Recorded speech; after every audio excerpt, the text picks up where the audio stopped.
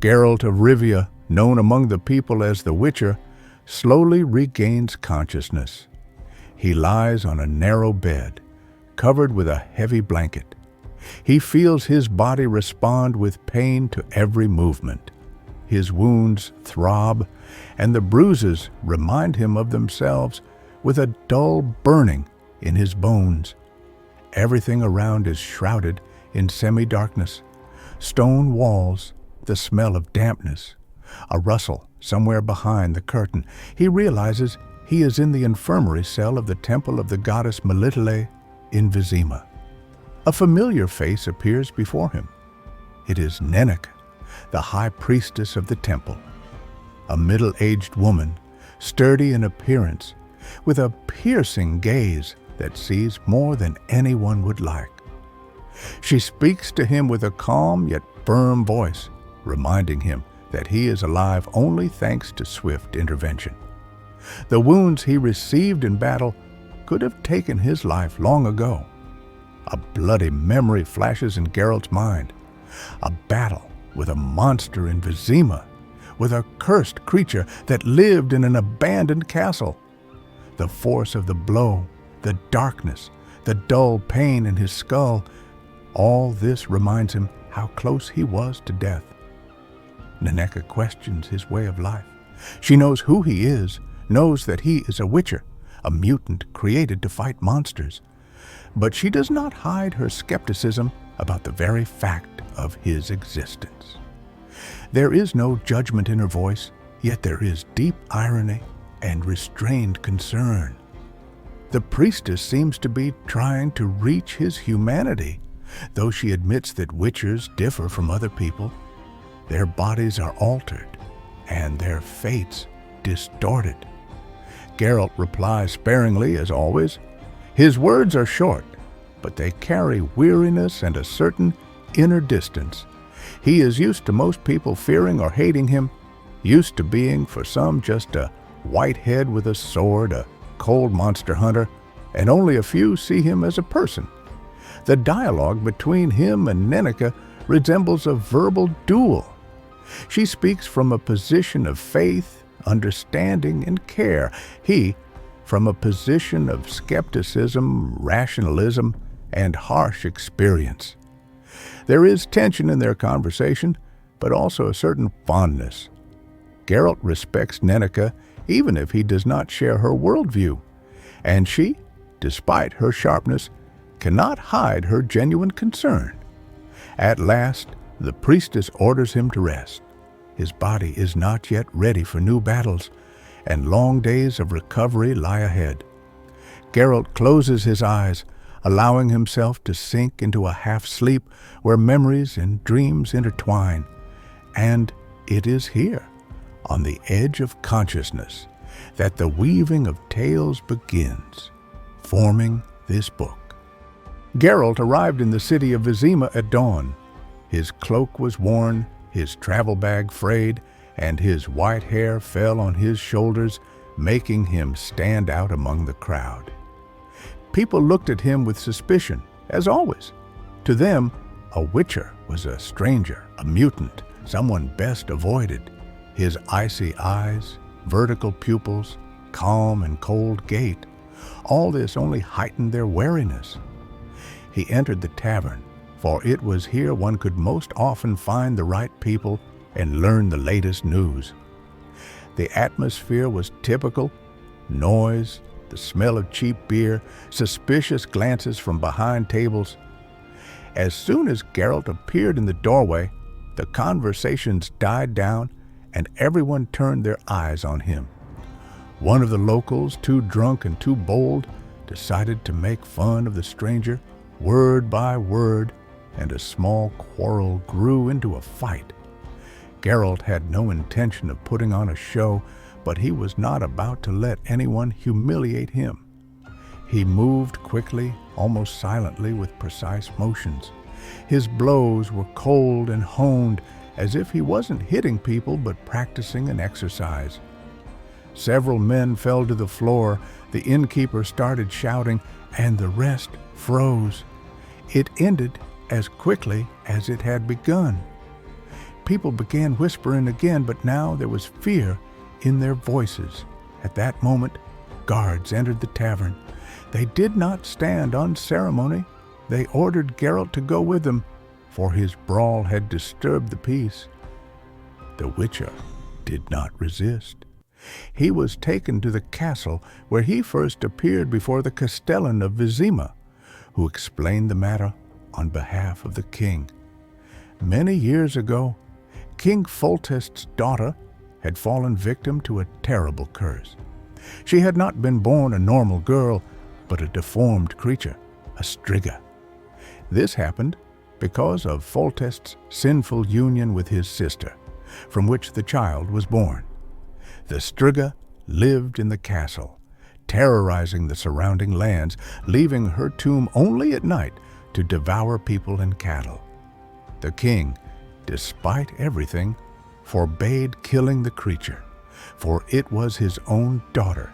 He sought salvation and turned to the Witcher. Geralt was told the terms. His task was not to kill the striga, but to lift the curse.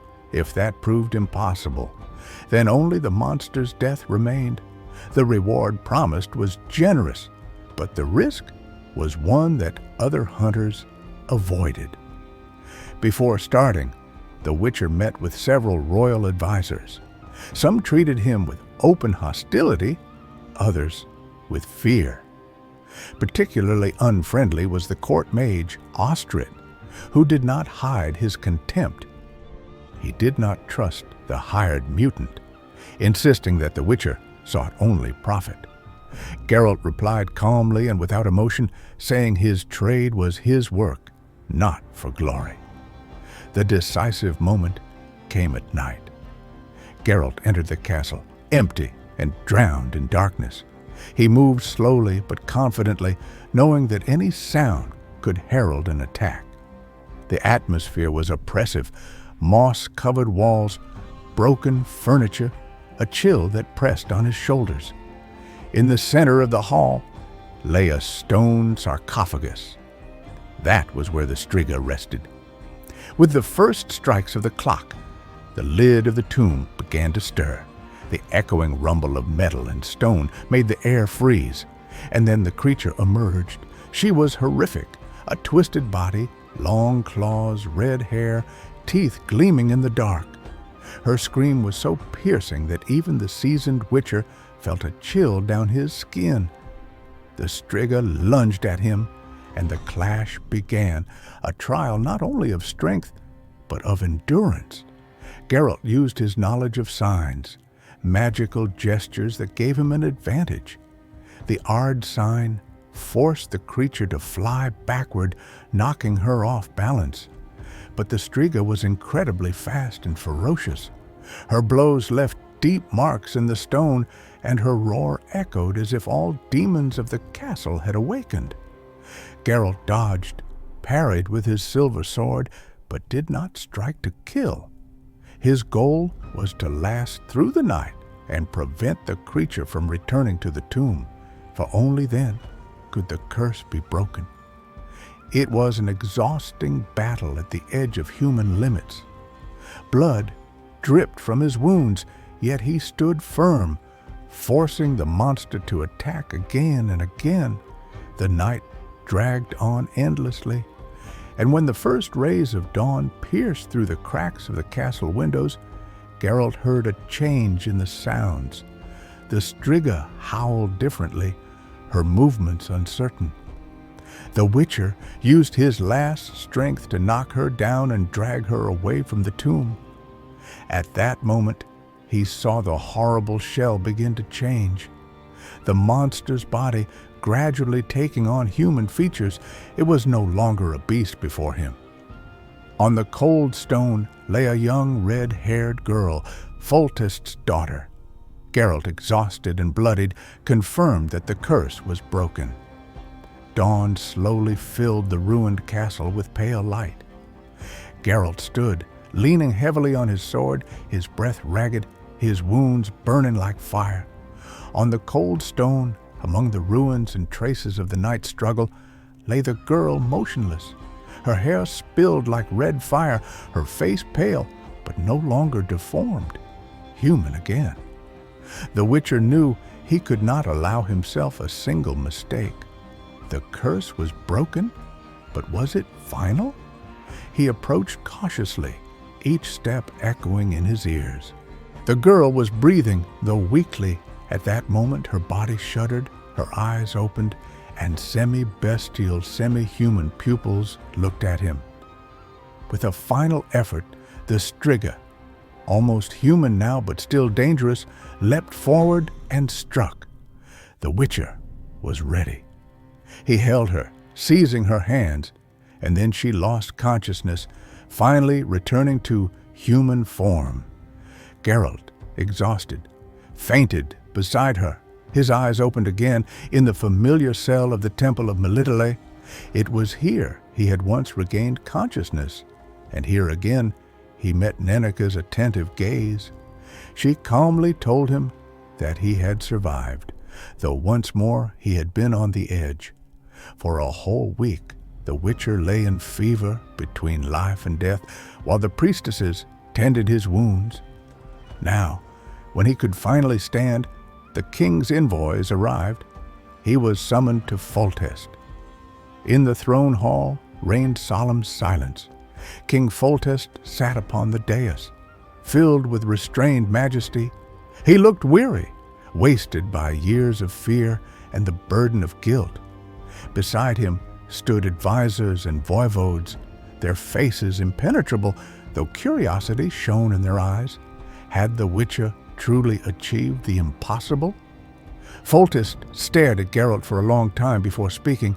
His voice was hoarse, but hope trembled in it. "She lives?" Geralt answered briefly. "Yes, the curse was broken, and before them was no longer a monster, but a girl." But he added that the transition had been difficult, and now time and caution were needed. The girl might be weak, frightened, and remnants of darkness could still live in her. Foltest rose from his throne, tears appearing in his eyes. For many years he had waited for this moment, the return of his daughter, whom he had considered lost to the world. He did not hide his gratitude, though his pride forbade him from showing too much emotion before his subjects. Not everyone in the hall shared his joy. Advisors and courtiers looked at the Witcher with suspicion. To them he was only a mercenary, a mutant, a stranger. But the king silenced them. Foltest solemnly confirmed the Witcher had completed the task. His reward would be paid in full, and from then on, in Vizima, no one was to touch him, neither in word nor deed. Geralt replied as always, reserved, without unnecessary words. He accepted the reward, but showed neither joy nor pride. For him, it was a job, hard, bloody, but one he had to do. Before leaving the castle, he paused once more and looked at the king. In that moment, a faint shadow passed in his gaze. The Witcher understood this was no fairy tale rescue and no happy ending. Foltest's past and the curse that had fallen upon his daughter would haunt them for a long time to come. But that was no longer Geralt's concern. His path always led further.